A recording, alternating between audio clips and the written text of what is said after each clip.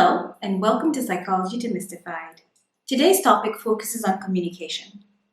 The question you're going to ask yourself is, when your partner is around you, when your friends are around you, when your family are around you, how good are you at communication? And by this, I don't mean talking. I mean, how good are you at listening so the person who's talking to you feels heard? Strong relationships with people require you to become a good communicator. Good communication is necessary to keep these relationships, friendships, partnerships, whatever you want to call them, ships, going. Being a good communicator can be as simple as just being a good listener. A lot of us think that we're great listeners because we hear our partner's questions, we hear our friends' stories, we hear what they're going through. But the question is, are you really and actually, truly listening to what they're trying to tell you? Do they feel heard when they're around you? That's a question you have to ask yourself. Many of us are or know people who are superficial listeners. And that means that when someone's talking to you, you're listening just so that you know when to chime in or to jump in with your own version of a story. The question is, though, did you really listen to what someone was saying before you started thinking about what you would want to say to add to what they were talking about? Did you really listen, or were you just waiting for your chance to speak? So how does one become a better listener?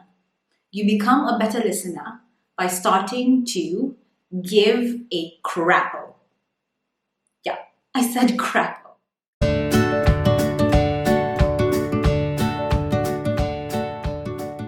I would love to sit here and take credit for that acronym, but it's not mine. It came from someone called Gary Lewandowski, who came up with the term or the acronym crappo. So when you give a crappo about what someone is saying, you then become a better listener.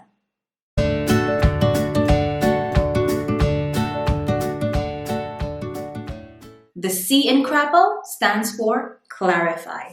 As our friend or partner or relative is talking, do we find that we're 100% perfectly clear about what they are telling us? To fully understand what someone's telling you, you have to work on engaging so that you end up with no room for making assumptions about what someone is saying. And in order to not make assumptions, because we all know what assuming does, the main thing you should start working to do is to seek clarification by asking questions. So ask.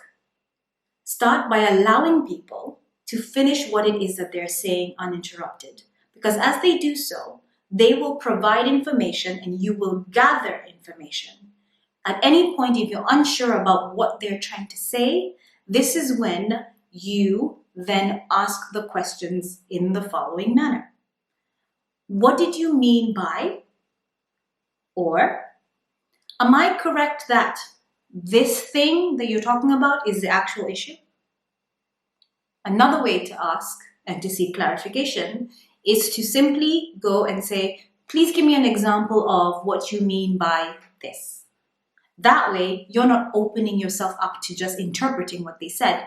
You're actually fully understanding what it is that they were trying to say.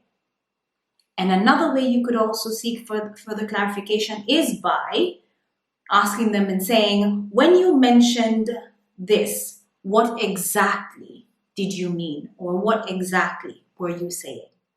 The next part of crappo is the R, and that is where you reflect feelings. Reflecting one's feelings can also seem like empathy. This is where you try to help whoever's talking to you to name their feelings so that it's not something ambiguous or general like, oh, I'm so tired today. Dig deeper. Allow them to speak to you and to explain what it is they're feeling. Are they tired because today was a day where they felt undervalued at work? Are they tired because they didn't get enough sleep and are frustrated and irritated? Are they tired because they are maybe angry and they couldn't express what it is that they wanted to express wherever they were? And maybe you become that safe zone for them to be able to express what it is that they're feeling. So allow them a chance to speak, and please Put it upon yourself to dig deeper so that they can name their feelings, own them, and reveal them to you. Some of you might be stuck with what empathy might look like. So I'm going to give you some scenarios that work and some scenarios that don't. For example, if your partner comes home or your friend comes home or comes to your house and they're exhausted after a long day of commuting, whichever way they did that, whether it was by public means or private, they might start by saying, "Oh, I'm really tired." A response that maybe doesn't show as much empathy is by saying, "Ah, yeah, commuting really sucks." Because by doing that, what you've done is you shut down what they were trying to tell you by putting in your own 2 cents. Maybe they didn't want your 2 cents. Give them a chance to name the feeling. Something that may come out better would be, "Oh, you sound frustrated." If you're wrong, then they'll tell you, no, I'm actually not frustrated, I'm actually this. By doing that, you've allowed them to name the feeling. So that's much better than, "Oh, commuting really sucks," because then you tend to then want to chime in with your own opinions. So saying, "Oh, that must be really frustrating," is a little bit better. But the best response might be, "Oh, you work so hard and that commute must be really stressful, and I'm sure it was the last thing that you needed today." And then allow them to keep talking. The A part of giving a crapo is attending. Being a good listener isn't just about just being there. Being a good listener also means that you need to be fully present in a conversation. Being fully present doesn't mean just sitting there. It also means that how you look, how you attend to whoever is talking is also really important. Many of us spend a lot of time trying to figure out what we should say that comes out right. But instead of focusing just on that, sometimes we need to focus on our body language. What are our non-verbal body signals? One way of showing that you're listening and attending is by sitting squarely facing the person who's talking. Because when you do that, it shows that it's you and them, and you're connecting because you are facing each other. So sit squarely facing them. Another thing that also would show that you are attending and fully engaged and present in the moment is by maintaining eye contact. Put your phone away. Put it away. Not on the table facing you, not on the table facing down, away. If you're going to attend, then attend. Don't half-ass it. Be there. Be present. Put the phone away. Have a relaxed posture.